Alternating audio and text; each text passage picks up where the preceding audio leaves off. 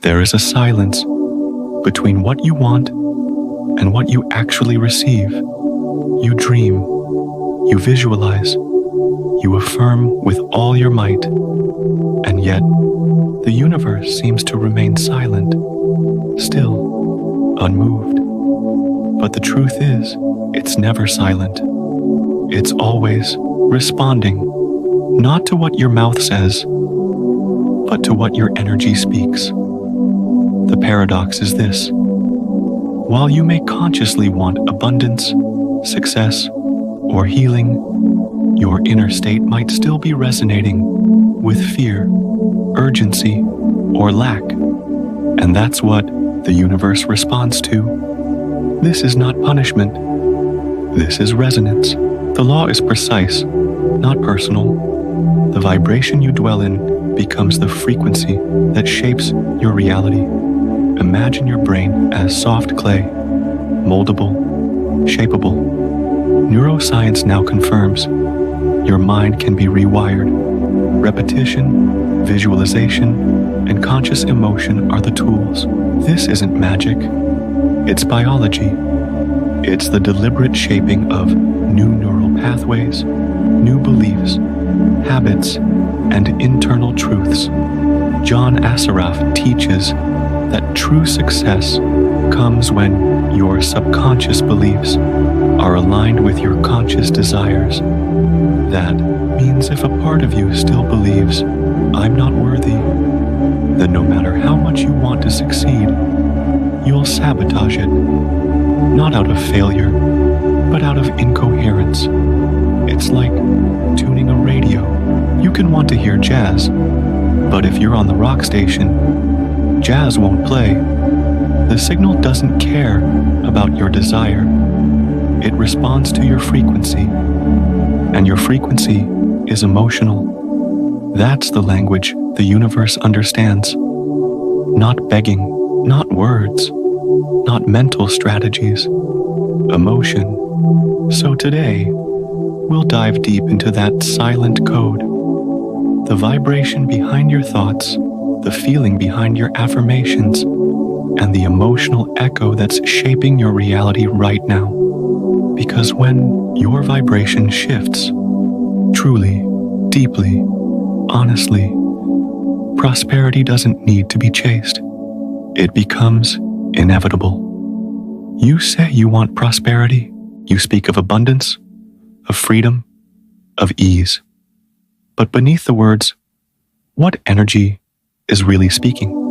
Because the universe does not respond to what you say with your lips. It responds to what you whisper with your nervous system. Anxiety is not desire. Doubt is not hope. Urgency is not a request. These are signals of lack, and lack always attracts more of itself. You may think you're calling in a new reality, but if your body is still bracing for disappointment, your energy is sending a completely different message. Bruce Lipton's work with cellular biology shows something powerful. When a cell perceives threat, it closes. It stops growing. It contracts into defense. You are made of cells. Your energy field follows the same principle.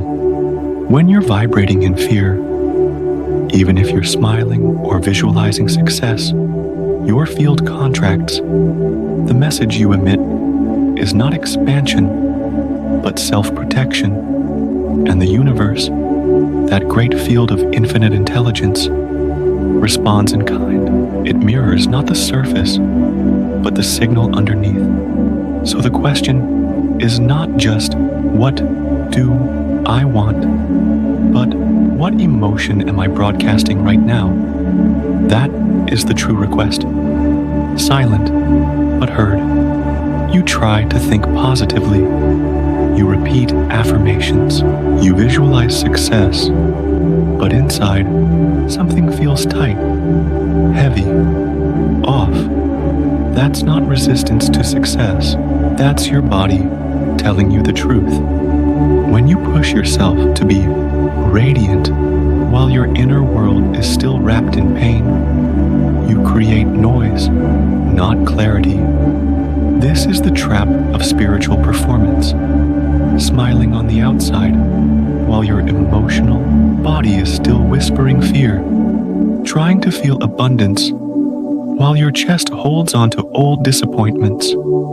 There is a dissonance between what you think and what you actually feel. That dissonance creates incoherence in your electromagnetic field, and incoherence is like a broken signal. The universe hears a contradiction. Coherence, according to heart-brain science, is when your thoughts and emotions begin to speak the same language. That's when manifestation becomes fluid. That's when reality bends. Before you can raise your vibration, you must first meet it, honor it, listen to it. You can't climb higher without first placing your feet on solid ground. You ask, you believe, but then you wait, and wait. And in that waiting, the mind begins to tighten its grip. You try to force outcomes. You start deciding how the universe should deliver your desire, when it should arrive, in what shape, through whom. This need to control is subtle, but powerful, because underneath it, there's fear. A fear that maybe it won't come. A fear that you're not supported, that you're not seen. Greg Braden teaches that creation doesn't happen through mental demand. It happens through alignment, through coherence, through surrender. When you fixate on the method, you block the miracle. When you obsess over the timeline, you cut the flow. The energy of creation needs space to move. It is intelligent, but not linear. The universe is not your employee. It is your mirror, and it reflects back not your plans, but your vibration. So the true art of manifesting is not in predicting the path. It is in becoming the kind of person for whom that path naturally opens. You think it's about mindset, but sometimes it's much deeper. You can repeat affirmations all day, but if your subconscious still holds pain, trauma, or inherited beliefs about unworthiness, you'll feel blocked. Your subconscious doesn't respond to logic. It responds to emotion, to memory, to what was repeated again and again until it became familiar, even if it hurt. This is what John Assaraf describes. True transformation happens when the subconscious aligns with the conscious desire. Without that inner alignment, your body continues running an old script. No matter how much you want to change, the subconscious is like the soil beneath a garden. You can plant new seeds, but if the roots of the past haven't been cleared, those seeds won't grow. Imagine your mind as a massive iceberg. The conscious part is just the tip, but the subconscious, the part that actually drives behavior, is what lies beneath the surface. It is what emits the dominant signal.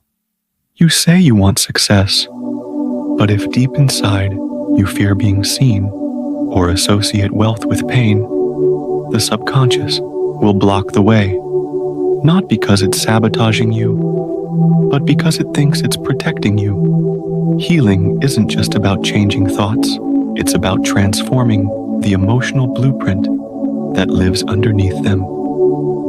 Close your eyes for a moment. Feel your body, not just your thoughts. Where does the desire live? Is it soft or is it tense? Sometimes we carry dreams in our chest like armor, not because they're too big, but because they're tied to fear. Begin by identifying where your body is holding back. Where does it feel tight when you imagine receiving what you want? Then ask gently, what am I afraid would happen if this dream came true? what emotion is trying to speak here? Give that emotion a name, not to label it, but to understand it, to invite it into awareness without judgment. Now bring to mind an image that represents safety, a place, a sound, a color that evokes peace. Let that feeling enter the space where resistance was hiding. Use your imagination not to escape the present, but to reshape it. Visualization is not just a mental game. It is a neurological and energetic signal. When you visualize with emotion, you are sending new instructions to your nervous system. You are building new pathways. You are saying, this is safe now. This is how vibration changes, not by force, but by resonance, not by pretending, but by feeling differently. Your thoughts do not shape your reality alone. It is your emotional consistency that becomes the magnet. Bruce Lipton reminds us, your biology is listening. Your body is a projector, not a victim. It broadcasts your beliefs in every moment, even when you're not aware of them. Dr. John DeMartini says clearly, you don't attract what you want, you attract what you are. You are not being punished. You are not forgotten. You are being shown where your frequency is calling from. When you understand this, guilt falls away. Judgment dissolves. Because now, you see clearly, the universe is not a judge. It's an echo, and the echo returns what you emit, not what you beg for, not what you think you deserve, but what your energy is constantly repeating. So if you want different, feel different, speak to life with the vibration of truth, not performance. Gratitude is not just a virtue, it's a signal. Acceptance is not giving up, it's alignment. And when your values, your emotions, and your inner truth align, your life begins to reflect that coherence. Your prosperity is not delayed, it is being tuned. And as you shift, it shifts with you. And if this message stirred something within you, remember, this channel is here to walk with you. Subscribe and stay with us. This journey is only beginning.